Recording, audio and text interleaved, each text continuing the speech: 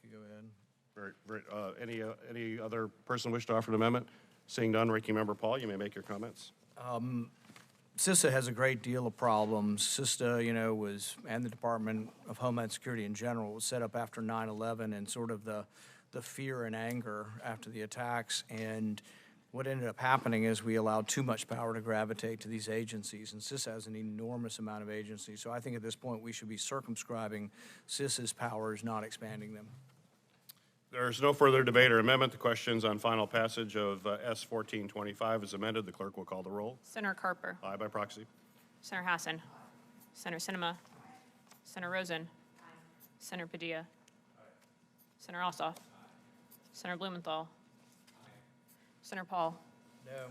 Senator Johnson. Aye by proxy. Senator Langford. Senator Romney. Senator Scott. Senator Hawley. Aye by proxy. Senator Marshall. Aye by proxy. Senator Peters. Aye. Mr. Chairman, on the vote of those present, the yeas are 10, the nays are 1. On the vote by proxy, and for the record only, the yeas are 4, the nays are 0. On this vote, the yeas are 10, the nays are 1, and the motion is agreed to. We will now proceed to consideration of S 1564. I ask unanimous consent the committee consider the modified Peters substitute amendment to S 1564. Hearing no objection, the substitute amendment is adopted. Prior to vote, I'd like to thank Ranking Member Paul and Senators Johnson and Scott for working with me on this bill and appreciate the input they have provided. Does any member wish to offer an amendment? Senator Paul.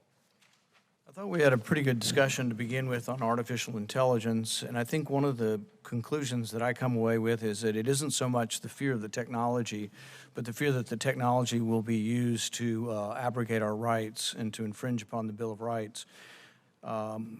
Important, our founding fathers thought the most important among them was the First Amendment, and the idea that government would censor or limit speech or limit content is something that goes against every fiber of those who support the First Amendment. So I would recommend that we add a GAO report on any censorship activities by the Department of Homeland Security, and I think it would be good to have an independent voice look at the activities of DHS, what they've been doing, looking at content, interacting with Twitter, interacting with Facebook, and really limitations on the speech of the American public in these platforms. So I think it would be a good idea to enlist the GAO to have an independent report on this. So I'd ask for a recorded vote on my amendment. It's number 3.